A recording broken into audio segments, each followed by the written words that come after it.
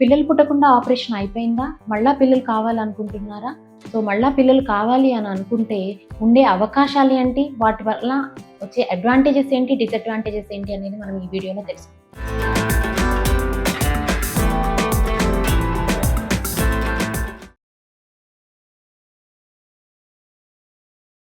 Tubectomy అయిపోయిన తర్వాత మళ్ళా ప్రెగ్నెన్సీ ప్లాన్ చేసుకోవాలి అంటే 2 రకాల అవకాశాలు ఉంటాయి. ఒకటి రీకెనలైజేషన్, అంటే ఆపరేషన్ చేసి కట్ చేసిన ట్యూబ్ని రెండింటిని మళ్ళీ మనం దగ్గరికి చేసి దాన్ని అతికించి చేసే ఆపరేషన్ని రీకెనలైజేషన్ అంటారు. సో ఇది ఎవరికి సజెస్ట్ చేస్తారు? దీనివల్ల అడ్వాంటేజెస్ ఏంటి, డిసడ్వాంటేజెస్ ఎవరికి చేస్తాము అంటే, ఫస్ట్ వాళ్ళ ప్రాబ్లం ఏంటి, ఇప్పుడు ఎలా ఉన్నారు, రీకెనలైజేషన్ చేయాలనుకున్నా మళ్ళీ ప్రెగ్నెన్సీ ప్లాన్ చేసుకోవాలన్నా ఇద్దరు మళ్ళీ కరెక్ట్గా ఉన్నారా లేదా అనే విషయం తెలుసుకోవాలి. సో దానికోసం ఏం చేస్తాము అంటే, స్కాన్ ద్వారా శరీరంలో అండాల సంఖ్య ఎంత ఉంది వాళ్ళకి, అలానే హార్మోన్స్ నార్మల్గా ఉన్నాయా లేవా, గర్భసంచిలో లేయర్ మందం సరిపడగా ఉందా లేదా, హస్బెండ్ వైపు నుంచి వీర్యకణాల సంఖ్య కదలిక ఎలా ఉంది.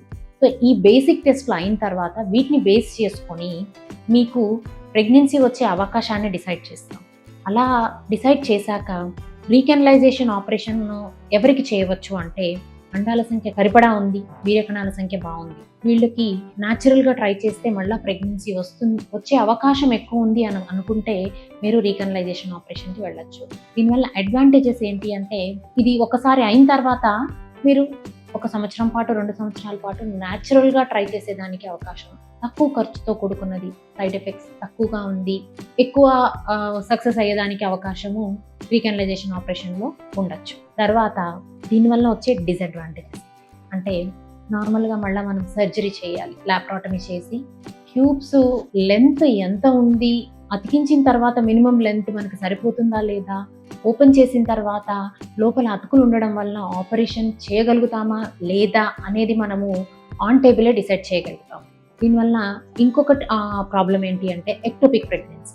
సో ట్యూబ్ని మనము ఓపెన్ చేసి కలిపి కుట్టగలిగాము, కానీ దానిలో ఉన్న లోపల ఉన్న ఎపిథీలియం అంటే ట్యూబ్ ఎంతవరకు ప్రెగ్నెన్సీని సపోర్ట్ చేస్తుంది.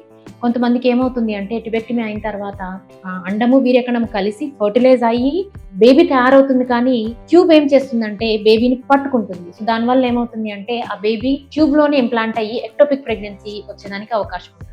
సో ఆ ఎక్టోపిక్ ప్రెగ్నెన్సీని మళ్ళీ మనం తీసేయడం కోసం మళ్ళీ ఇంకొకసారి ఆపరేషన్, అంటే రీకెనలైజేషన్ కోసం ఒకసారి ఆపరేషన్ చేయాల్సి వస్తుంది. ఎక్టోపిక్ ప్రెగ్నెన్సీ వస్తే మరొకసారి ఆపరేషన్ చేసి, సో ఇలాగా మాటిమాటికి ఆపరేషన్ చేయాల్సిన అవసరం ఎక్కువగా ఉంటుంది. సో సక్సెస్ ఎంత అవుతుంది? సో రీకెనలైజేషన్ చేసిన వాళ్ళకి న్యాచురల్గా ప్రెగ్నెన్సీ వచ్చే అవకాశం 50% ఉంటుంది. సో రెండో పద్ధతి ఏంటి? IVF. సో ఈ IVF పద్ధతిలో ఏం చేస్తాము అంటే, ఎక్కడైతే మనము ట్యుబెక్టమీ చేస్తాం అంటే అండము వీర్యకణము న్యాచురల్గా శరీరంలో కలిసే అవకాశం లేదు. సో అలాంటి వాళ్ళకి ఏం చేస్తామంటే, IVF పద్ధతి ద్వారా మనం ల్యాబ్లో అండాన్ని వీర్యకణాన్ని మనం కలిపి బేబీని తయారు చేసిన తర్వాత గర్భసంచిలో కూర్చోబెడతాం. సో దీనివల్ల వచ్చే అడ్వాంటేజెస్ ఏంటి?